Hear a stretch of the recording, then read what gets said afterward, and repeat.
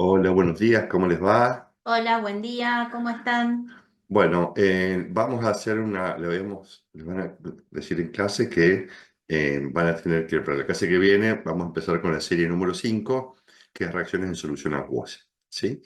Dentro de esta serie vamos a ver cómo se comportan los compuestos químicos, que vamos a llamar los electrolitos, y en función a eso vamos a ver las reacciones que se pueden llevar a cabo en solución acuosa, reacciones de neutralización, de precipitación y reacciones redox o de óxido de reducción. Bueno, para empezar a hablar y empezar con la clase, voy a compartir la pantalla. Claro, en esta pantalla vamos a empezar repasando algo que un poquito hablamos, lo que era una solución y un soluto y un solvente. Así que presten atención.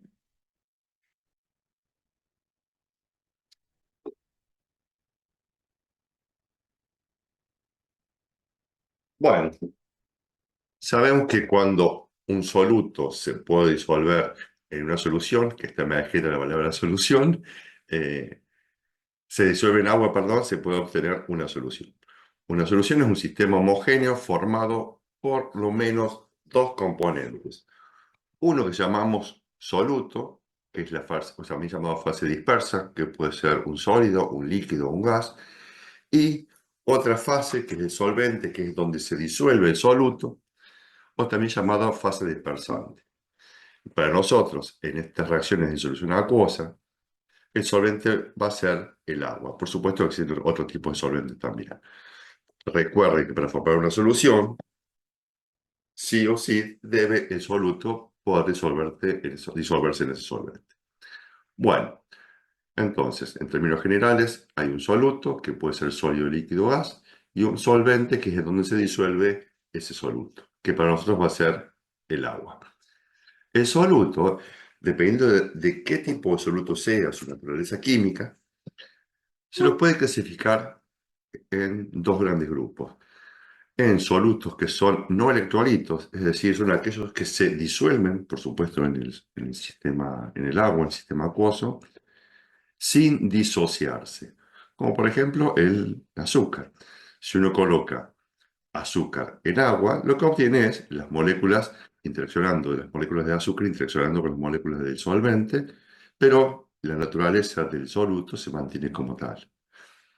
A diferencia de ellos, también solutos podemos clasificarlos como electrolitos, que son aquellos solutos que al disolverse en el medio acuoso, en el agua, se disuelven y se disocian generando iones. Como ejemplo de esto es la sal de mesa, el cloruro de sodio. El cloruro de sodio, que es un sólido, cuando uno lo coloca en el agua, este se disuelva disociándose en iones sodio, cationes sodio, y aniones cloruro. Bien, hablamos entonces que había electrolitos y no electrolitos. Además de esto, los electrolitos, aquellos que se disocian, también, esto lo van a ver chicos cuando vean la próxima química, se puede clasificar en fuertes o débiles. Esto se debe a que cuando el soluto se disocia en el agua, lo puede hacer en forma total o en forma parcial. Los electrolitos fuertes son aquellos que se disocian totalmente. Como por ejemplo, si uno coloca cloruro de hidrógeno, que es un gas, en agua, coloca una cantidad inicial, o vamos a ver después que en realidad hablamos de una concentración inicial, una molaridad, tanto el ácido clorhídrico, perdón, se disocia dando cationes o protones y iones cloruro. Si uno coloca una cantidad inicial, que es el famoso CSU-I, de ácido clorhídrico, de cloruro de hidrógeno, perdón, en el agua todo eso está disociado como hidronios o protones y aniones cloruro. En contraposición a esto, los electrolitos débiles, cuando se colocan en el medio acuoso, se disocian, pero solamente una fracción. Si vemos de abajo el ácido nitroso, no, perdón, pensé que tenía puntero. Con la puntita del mouse, pues.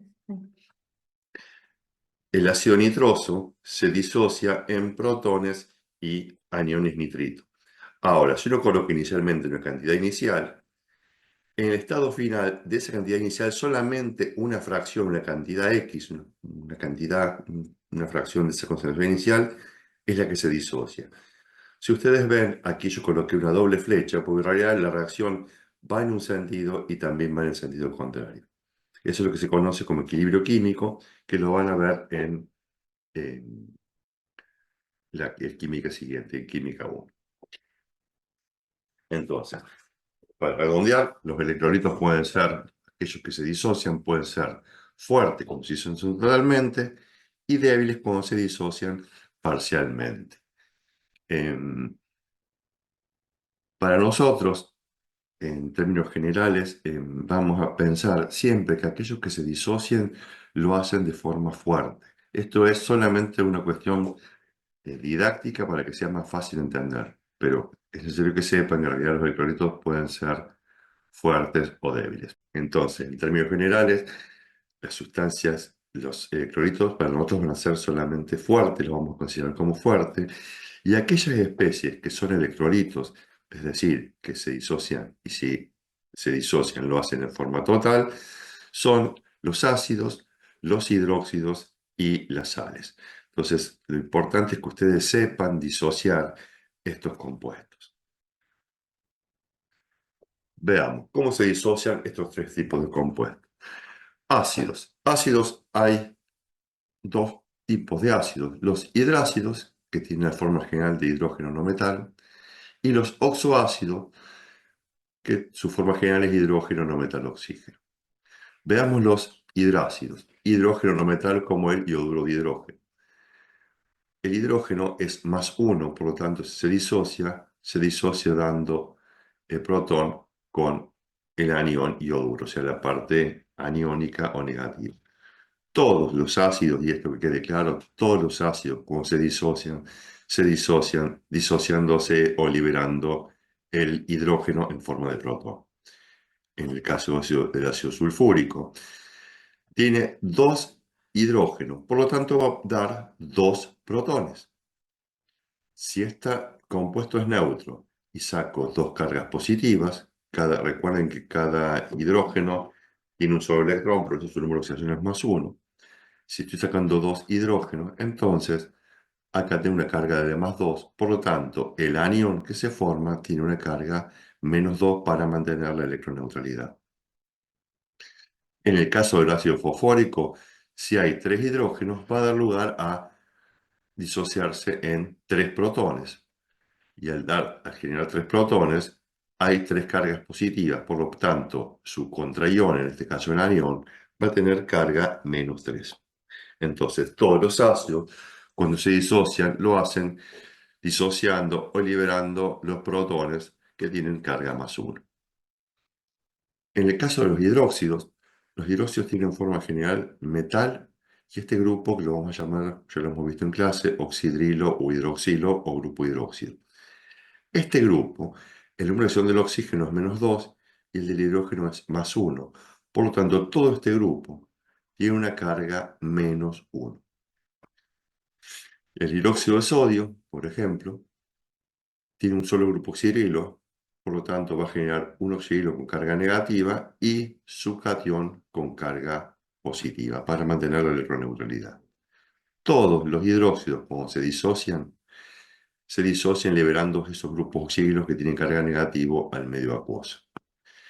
El hidróxido férrico, esto es para que veamos solamente disociación, porque el hidróxido férrico en agua, bueno, en algunas condiciones se puede disociar. El hidróxido férrico, al tener tres grupos oxidrilos, por lo tanto, si hay tres grupos oxidrilos, va a generar tres grupos oxidrilos. Y la cantidad de carga que aportan estos tres grupos es menos 1 por 3, menos 3. Por lo tanto, el hierro tendría que tener el catión férrico o catión hierro más 3 para mantener la electroneutralidad. El hidróxido de bario tiene dos grupos oxidrilos, por lo tanto, va a generar dos grupos oxidrilos con carga neta de menos 2, cada uno de ellos con menos 1. Por tanto, el bario va a tener su número de oxidación que va a ser más 2. En el caso de las sales hay dos tipos de sales los que llamamos sales binarias, formados por un metal y un no metal, y las oxosales, que están formadas por, además de metal no metal, tienen oxígeno. Recuerden que la diferencia de estos dos tipos de compuestos es que en la sal binaria el no metal siempre tiene un número de oxidación negativo y en la oxosal el no metal tiene un número de oxidación positivo. Veamos primero una sal binaria, cloruro de aluminio. Para repasar, el cloruro es -1 por 3 -3, por lo tanto el aluminio va a ser +3. Todas las sales, independientemente de si son sales binarias u oxosales, se disocian liberando el metal con su carga positiva, es decir, el catión metálico. Un aluminio y hay 3 iones cloruros, por lo tanto, va a dar en su disociación un catión aluminio +3 con 3 aniones cloruros, cada uno con carga -1. En el caso de las oxosales, metal, no metal, oxígeno, se disocian dando el metal, el potasio, si se fijan en la tabla, numeración +1, por lo tanto va a dar catión, calcio más, y como hay 2 potasios, esto va a dar 2 cationes potasio más. Y el resto, el contraión, va a ser un anión sulfito. Si todo esto es carga +2, esto debe ser carga -2 para mantener la electroneutralidad. De igual forma, el nitrato ferroso, el hierro está como numeración +2, por lo tanto va a dar un catión ferroso +2, y esto se repite 2 veces, es decir, que por cada hierro hay 2 grupos de estos, ¿sí? 2 aniones, por eso escribimos como 2 aniones nitratos. Resumiendo, todos los ácidos se disocian liberando o disociando el protón, que es carga positiva, y el resto, con carga negativa. Todos los hidróxidos se disocian liberando el grupo hidroxilo o oxidilo con carga negativa y su metal en forma de catión con su carga positiva. Las sales binarias se disocian dando el catión, el metal, que es el catión con su carga positiva, y el no metal con carga negativa. Y en el caso de las oxosales, siempre se disocia, chicos, siempre se disocia lo mismo. Lo que sale es el metal con carga positiva. La diferencia es que aquí el resto, todo esto, no metal oxígeno, ¿sí? Por el tipo de unión que tiene, lo van a ver después. Todo eso forma el oxoanión. Decimos oxoanión porque tiene carga negativa y además tiene oxígeno. Bueno, espérenme un segundito, quiero pausar.